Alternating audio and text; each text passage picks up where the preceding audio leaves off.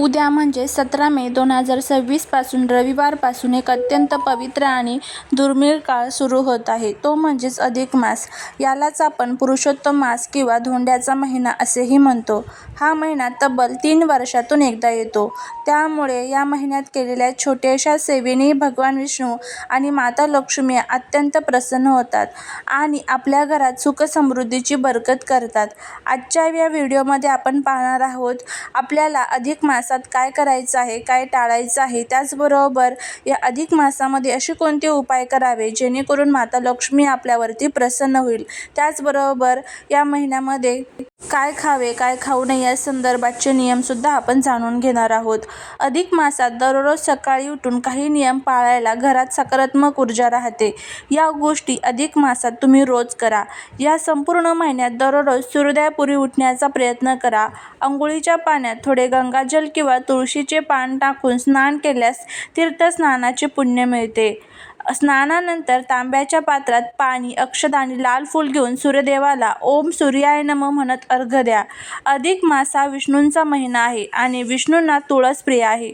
रोज सकाळी तुळशीला जल अर्पण करून तिच्यासमोर तुपाचा दिवा लावा आणि परिक्रमा करा. सकाळी घर स्वच्छ करून मुख्य प्रवेशद्वाराबाहेर दोन्ही बाजूंना पाणी शिंपडा आणि हळदी कुंकवाचे स्वास्तिक काढा. यामुळे माता लक्ष्मीचे घरात आगमन होते. उद्या अधिक मासाचा पहिला दिवस आहे. उद्यापासून दररोज घरामध्ये सुख-शांती नांदण्यासाठी हे उपाय आवर्जून करा. उद्यापासून पूजा घरात सकाळी भगवान विष्णू आणि माता लक्ष्मीच्या मूर्ती किंवा फोटोसमोर शुद्ध तुपाचा दिवा लावा. त्यांना पिवळी फुले आणि तुळशीचे पान अर्पण करा. पहिल्या दिवशी हातामध्ये थोडे पाणी आणि अक्षता घेऊन मी या अधिक मासात तुमची भक्ती करत आहे, माझे कल्याण करा असा मनापासून संकल्प सोडा. पहिल्या दिवशी विष्णूंना पिवळ्या रंगाची मिठाई किंवा खिरीचा नैवेद्य दाखवा. अधिक मासात दानाला अनन्यसाधारण महत्त्व आहे.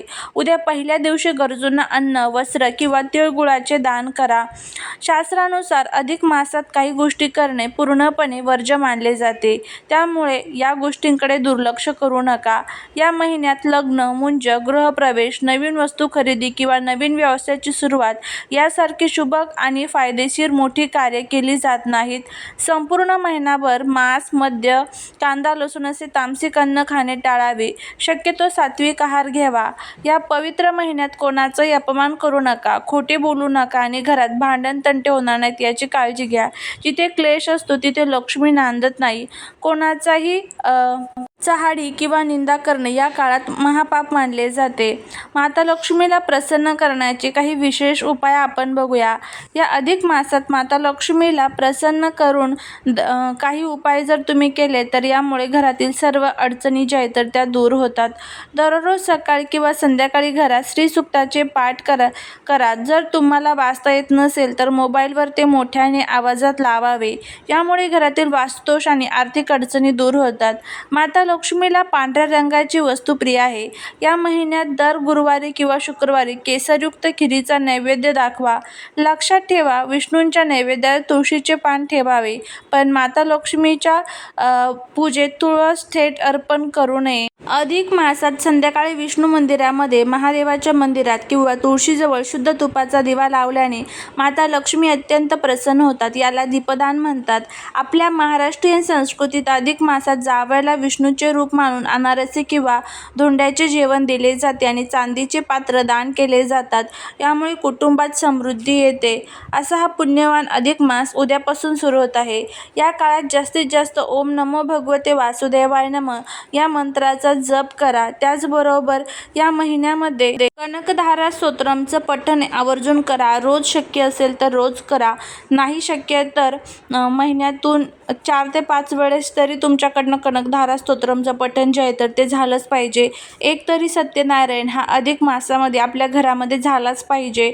मग तो तुम्ही कधीही केला तरीही चालेल. पौर्णिमेला करा किंवा गुरुवारी करा, कोणत्याही दिवशी केला तरी चालेल, पण एक तरी सत्यनारायण हा झालाच पाहिजे. अधिक मासात पुरुषोत्तम मास म्हणतात, जो विष्णूंचा महिना आहे. पण विष्णू आणि शिव हे एकच आहेत. त्यामुळे या महिन्यात महादेवाची पूजा करणे अतिशय फलदायी मानले जाते. दररोज सकाळी आंघोळ झाल्यावर तांब्याच्या कलशातून शिवलिंगावर जल किंवा दूध अर्पण अर्पण करावे. जल अर्पण करताना ओम नमः शिवाय किंवा महामृत्युंजय मंत्राचा जप करावा. यामुळे कुंडलीतील दोष दूर होतात. महाराष्ट्रात अधिक मासाला धोंड्याचा महिना म्हणतात. या काळात आपल्याला जर शक्य असेल तर आत्मशुद्धी आणि मनशुद्धीसाठी मौन व्रत पाळायचे आहे. मग शक्य असल्यास दररोज सकाळी किंवा जेवताना अर्धा तास मौन पाळावे. त्याचबरोबर श्रीकृष्णाय शरणम मम या मंत्राचा जप करण्याचा प्रयत्न करा. गोसेवा करा. आपल्या हिंदू धर्मात गायीमध्ये 33 कोटी देव मानले जातात. माता लक्ष्मीचा वास गायीच्या पाठीवर असतो असे म्हणतात. दररोज सकाळी घरात बनवलेली पहिली पोळी गायीला द्या. त्यानंतर थोडे तूप आणि गूळ त्यावरती ठेवा.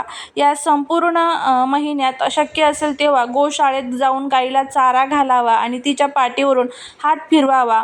यामुळे पितृदोष आणि आर्थिक अडचणी दूर होतात. जर अखंड दिवा शक्य नसेल तर रोज संध्याकाळी तुळशीजवळ घराच्या चौकटीवरती तिळाच्या तेलाचा किंवा तुपाचा दिवा आवर्जून लावा. यामुळे घरात नकारात्मक ऊर्जा प्रवेश करत नाही.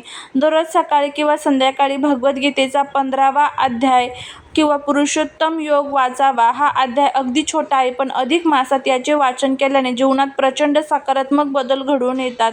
अशा पद्धतीने ह्या छोट्या छोट्या गोष्टी ज्या आहेत तर त्या आपल्याला अधिक मासामध्ये करायच्या आहेत. ज्या सेवा मी तुम्हाला सांगितलेल्या आहेत तर त्या आवर्जून आपल्याला या अधिक मासामध्ये करायच्या आहेत.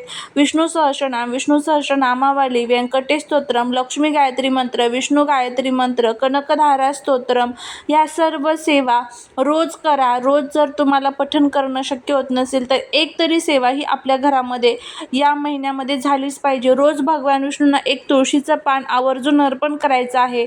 अधिक मासामध्ये स्वास्तिक व्रत केलं जातं, गोपद्म व्रत केलं जातं. ही व्रतंसुद्धा तुम्ही आपल्या घरामध्ये या महिन्यामध्ये करू शकता. या व्यतिरिक्त घरामध्ये अजून काही नियम आपल्याला पाळायचे असतात. त्यामध्ये घरामध्ये आपल्याला काही भाज्या खायच्या नसतात. त्यामध्ये सर्वात पहिली जी भाजी आहे ते म्हणजे या महिन्यात आपल्याला वांगी जी आहे तर ती खायचे नसतात. पुढचं आहे ते म्हणजे मुळाचं सेवन या महिन्यात करायचं नाही आहे. तिसरी जी भाजी आहे ते म्हणजे लाल माठ जो आहे तर त्याचं सेवन आपल्याला करायचं नाही आहे. चौथं आहे ते म्हणजे मसुरीची जी डाळ असते बघा, लाल मसूर, तर त्याचं सेवन आपल्याला करायचं नाही आहे. मद्यपान, मांसाहार शक्य असेल तर वर्ज्य करायचं आहे. कांदा लसूण वर्ज्य करायचा आहे, कारण या महिन्यात सात्विक जेवण घेतलं जातं. अन्नाचा जो प्रभाव आहे तर तो आपल्या शरीरावरती, आपल्या मनावरती होत असतो आणि हे पदार्थ तामसिक आहारामध्ये मोडतात. त्यामुळे जर शक्य असेल तर हे सर्व पदार्थ जे आहेत तर ते आपल्याला या महिन्यामध्ये वर्ज्य करायचे आहेत. त्याचबरोबर या महिन्यामध्ये आवळ्याच्या झाडाची सेवा करायला विशेष महत्त्व दिलं जातं. या महिन्यात रोज संध्याकाळी शक्य असेल आजूबाजूला कुठे आवळ्याचं झाड असेल तर त्या आवळ्याच्या झाडाखाली एक दीपदान आवर्जून करायचं आहे. तुपाचा दिवा रोज संध्याकाळी त्यावरती तुम्हाला लावायचा आहे. तिथे बघा आवळा जो आहे तर तो भगवान विष्णूंचं प्रतीक मानलं जातं. आवळ्याच्या झाडामध्ये भगवान विष्णू स्वतः निवास करत असतात असं म्हणतात. त्यामुळे आवळ्याच्या झाडाची या महिन्यामध्ये सेवा आवर्जून करा. एकतरी दीपदान हे आवळ्याच्या झाडामध्ये तिथे तुम्हाला खाली करायचं आहे. अशा पद्धतीने हे काही छोटेसे नियम किंवा ह्या ज्या काही गोष्टी आहेत तर त्या आपल्याला पाळायच्या आहेत. ह्या गोष्टी जर तुम्ही पाळल्या तर संपूर्ण अधिक महिन्याचं फळ जे आहे तर ते आपल्याला मिळेल. भगवान विष्णू, माता लक्ष्मी ही आपल्यावरती प्रसन्न होईल. घरातील सर्व अडचणी ह्या दूर होतील. झालेली सेवा ही महाराजांच्या चरणी रुजू करते. जर तुम्हाला हा व्हिडिओ आवडला असेल तर लाईक, शेअर आणि सबस्क्राईब करायला विसरू नका. श्री स्वामी समर्थ.